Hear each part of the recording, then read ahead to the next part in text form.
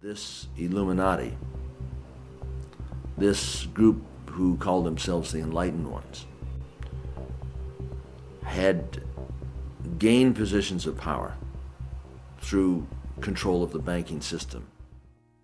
The Illuminati was founded on May 1st, 1776, by Adam Weishaupt, a professor at Ingolstadt University. Weishaupt obviously had been a serious student of the occult, for many of its bizarre features and symbols were incorporated into his organization. Weishaupt had been active in the Masonic lodges of Germany, and found in them the perfect vehicle for recruiting into his secret order, which he described publicly as the highest level of Freemasonry. The Illuminati was formally incorporated into the Masonic lodges at the Congress of Wilhelmsbad in 1780. There were 8 conspiratorial rings within rings, advancing from the outermost novice inward to Rex, or king. The king, of course, was Weishaupt himself, who had adopted the code name Spartacus. Those in the outer rings were told that the grand purpose of the order was to make of the human race, without any distinction of nation, condition, or profession, one good and happy family. But by the time the member had advanced to the level of presbyter, or priest, his oath of absolute secrecy and obedience had become deadly serious. Only then was he allowed finally to see the ultimate goal of the order. It was the destruction of all religion and the destruction of all independent governments, replaced by a new world order, a world government ruled from behind the scenes by the illuminated ones. We have before us the opportunity to forge for ourselves and for future generations a new world order, a world where the rule of law, not the law of the jungle, governs the conduct of nations. When we are successful, and we will be, we have a real chance at this new world order, an order in which a credible United Nations can use its peacekeeping role to fulfill the promise and vision of the UN's founders. I call upon all states to join ranks in order to found the new world order of the 21st century. And people talked then, in 1990, of a new world order. What they actually meant then was a new political order. And the question for us is how we meet and master all these challenges to ensure that Britain enhances its competitiveness in the process and realizes what I believe is our destiny of success in this new world order. So, in conclusion, ladies and gentlemen, a new world is emerging. It is a new world order with significantly different and radically new challenges for the future.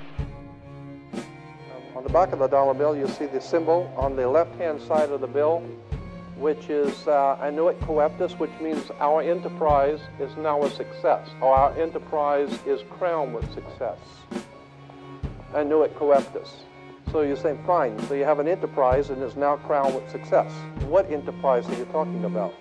Novas ordo seclorum. Novas is novice, meaning new. Ordo is order, and seclorum is where we get the word secular, meaning the world. So it's new order of the world, the new world order. George Bush's new world order is now a success. Bill, you've heard an awful lot of dramatic speeches and seen dramatic moments in times of great gravity for the nation. How would you assess this evening? This was a stirring address, in my view, shorter than his father's speech when he announced the New World Order, shorter than his father's speech when he announced the New World Order.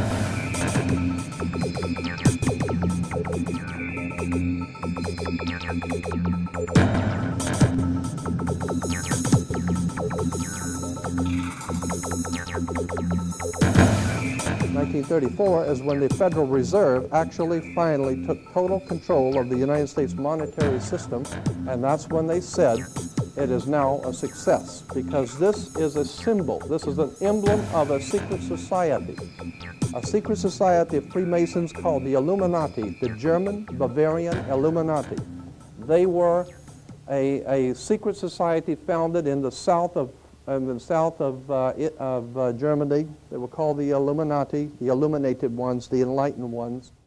1776 was when this secret society actually formed itself into a secret society and put itself into operation.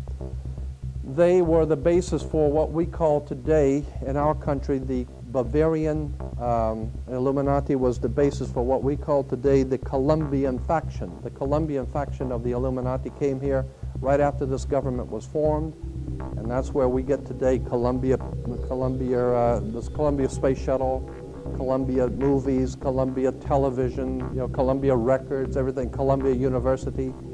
As a matter of fact, Columbia TV, Columbia Broadcasting System, CBS. What is the symbol for CBS? It's the all-seeing eye.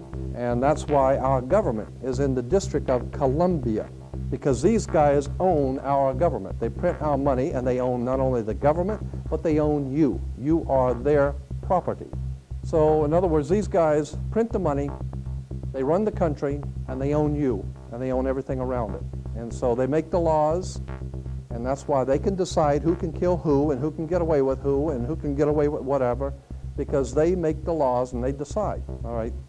As I said to you before, there are 13 layers in this pyramid. There are 13 letters in Eno Coeptus, but 13 is a very important number to this secret society. There are 13 stripes, there are 13 stars here, which make up the Star of David. The 13 berries, there are 13 leaves, 13 arrows. There are 32 feathers here and 33 feathers there.